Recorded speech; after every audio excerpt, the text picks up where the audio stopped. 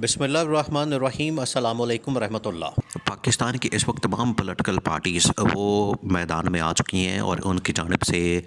8 फरवरी 2024 से मुतल्लिक ये बात की जा रही है कि जो अवाम के मैंडेट के ऊपर डाका मारा गया, अवाम के मैंडेट की चोरी की गई है, ये किसी सूरत भी हमें काबिल कबूल नहीं है। इसके अंदर पीपल्स पार्टी भी और नून लीग भी, जो कि अब इक़्तिदार की खातिर भाग दौड़ कर रहे हैं, इक़्तिदार की खातिर मुलाकातें कर रहे हैं, इनकी आनियाँ जानियाँ हो रही हैं और सिर्फ इस मकसद के लिए है कि हम हुकूमत बना सकें। इन दोनों पार्टियों समेत बाकी जो जितनी पॉलिटिकल पार्टीज़ हैं वो इसके ऊपर तशवीश का इज़हार कर रही हैं कि पाकिस्तान की जो अवाम का मैंडेट है उसके ऊपर डाका मारा गया, चोरी की गई है। दूसरी जानिब जो पाकिस्तान की टॉप मिलिट्री कमांड है, जिसके अंदर जनरल आसिम मुनीर और जनरल आसिफ गफूर फॉल करते हैं, उनकी जानिब से भी यह बात की गई है कि पाकिस्तान की अवाम के मैंडेट के ऊपर डाका ये किसी सूरत भी काबिल कबूल नहीं है। और बाकायदा तौर पर एक खिताब के मौके पर यह बात पाकिस्तान की टॉप मिलिट्री कमांड की जानिब से प्रेजेंट की गई है। ये इंतहाई अहम तरीन मामला है, इसको आपने समझना है। देखें, जो पाकिस्तान के इस्टेब्लिशमेंट ने इस हवाले से पहले जो असेसमेंट लगाई थी कि 8 फरवरी 2024 के इंतखाबात सर पर आ रहे हैं और ये अब बिल्कुल करीब आ चुके हैं, तो इस हवाले से रिपोर्ट तैयार की गई और देखा गया कि कहाँ किस हलके के अंदर किस इलाके में किस पार्टी का ज़्यादा जोर है। जब ये रिपोर्ट तैयार हुई है तो उसके अंदर बड़े हैरान कुन नताइज सामने आए और उसमें जो सबसे पहला नतीजा सामने आया वो ये था, जो सारी रिपोर्ट को कंक्लूड करता था कि इमरान खान पाकिस्तान के चप्पे चप्पे में मशहूर है, मकबूल है और उसकी मकबूलियत का आलम यह है कि उसने बड़ी आसानी के साथ 2/3 मेजॉरिटी सीटें हासिल कर लेनी है,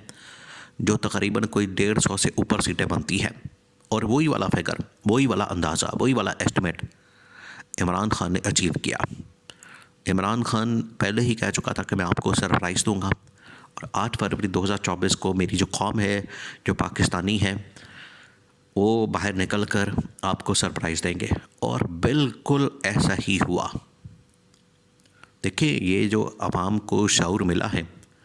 अवाम को जो इतना बाशऊर बनाया गया है, कौमें इसी तरह से आगे बढ़ती है। अगर कोई समझता है कि वो सड़कें बना ली है, पुल बना ली है, मोटरवे बना ली, ठीक है, ये ज़रूरी चीज़ें हैं, इस पर कोई शक वाली बात नहीं है। और ये जो दावे करते हैं कि हमने ये बना दिया, हमें वो बना दिया, तो ये पल्ले से उन लोगों ने नहीं बनाया हुआ, वो सरकारी ख़जाना है, वो ख़जाना इस्तेमाल होता है।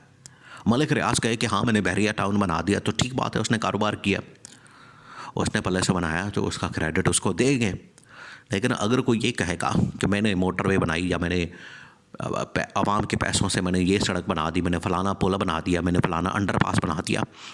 मैंने एयरपोर्ट बना दिया, तो ये आपने पल्ले से नहीं बनाया। आपने कोई लंदन का फ्लैट बेच के ये चीज़ नहीं बनाई। आवाम का पैसा, आवाम के पैसे के ऊपर आप राज करते हैं और 2 पुल बना के तो उसका क्रेडिट लेके तो आप कहते हैं कि हमने बनाया है। ये आपने नहीं बनाया, ये सरकारी ख़जाने से बना हुआ, आवाम के पैसे से बना हुआ ये पुल है या रोड है या सड़क है या पुल है या अंडरपास है या मोटरवे है। तो इस बात को आपने जहन में रखना कि इनका को पल्ले से पैसा नहीं खर्च होता, 1 रुपया नहीं लगता, उल्टा ये आवाम के पैसे से लूट मार ज़रूर करते हैं। और जो भी ठेका बनाते हैं, जो भी सड़क या पुल या अंडरपास, उसमें से कमीशन और किकबैक्स और वहाँ से पैसा पकड़ के तो मनी लॉन्ड्रिंग करना, ये असल में इसके पीछे मकसद इनका ये होता है। तो अब मामला यहाँ पर आके पहुँचा है कि इमरान खान ने तो आवाम को बाशऊर बनाया, उसने तो कौम बनाई, उसने तो आवाम को शऊर मुंतकिल किया। बाकी तमाम चीज़ें तो वो साथ साथ चलती हैं, लेकिन कौम बनाना बड़ा ज़रूरी है। तो इमरान खान ने वो काम किया। अब ये जो असेसमेंट लगाई गई थी 8 फरवरी 2024 के इंतखाबात से पहले, वही सेम नताइज जो है वो बाद में निकले कि इमरान खान 2/3 मेजॉरिटी हासिल करके सामने आ गया, पहली पोजीशन पर आ गया और नून लीग 2nd नंबर पर और पीपल्स पार्टी जो है 3rd नंबर पर आई। और आप अंदाज़ा करें कि बिलावल भुट्टो जैसा आदमी जो कि प्रेस कॉन्फ्रेंस करते हुए सुप्रीम कोर्ट के बाहर खड़ा होकर ये बात करता है और ये बताता है कि मैं अपनी शर्तों के ऊपर बात करूंगा, अपनी शर्तों के ऊपर डिमांड करूंगा, अपनी शर्तों के ऊपर मैं अलायंस करूंगा, अपनी शर्तों के ऊपर मैं वोट दूंगा, तो इससे आप अंदाज़ा कर सकते हैं कि ये कितने इक़्तिदार के लालची और हवस के पुजारी लोग हैं। इमरान खान ने तो आज तक ये बात नहीं की। इमरान खान ने कहा कि मुझे आप सिंपल आवाम का जो मैंडेट मिला है मुझे वो दे ताकि मैं हुकूमत करूं और आवाम के फलाह बहबूद के लिए काम करूं, आवाम की गुरबत, महंगाई, बेरोज़गारी, आवाम के जो मसाइल हैं उनके हल करने के लिए बात करूं। तो आज बिलावल को ये बात करनी चाहिए थी, लेकिन ये बात करते हुए उनको तकलीफ़ होती है। उन्होंने कभी अवामी सियासत की नहीं, उन्होंने हमेशा ये इक़्तिदार की शर्तों की, लालच की, हवस और पावर की सियासत की है। तो ये इस्टेब्लिशमेंट के पास ये तमाम तर इन्फॉर्मेशन और रिपोर्ट्स पहुंच चुकी थी, उन्होंने एनालिसिस कर लिया था और ठीक उस एनालिसिस के मुताबिक पाकिस्तान के अंदर जो है वो वोट बैंक, वो वोट पड़ा है और उसके अंदर अवाम ने इमरान खान को मुंतखब किया है। अवाम को इस बात का हक़ दिया है कि वो हुकूमत बनाए और हुकूमत साजी का अमल आगे बढ़ाए, लेकिन इमरान खान को क्योंकि जेल में रखा हुआ है, इस वजह से वो हुकूमत साजी के अमल से बाहर है।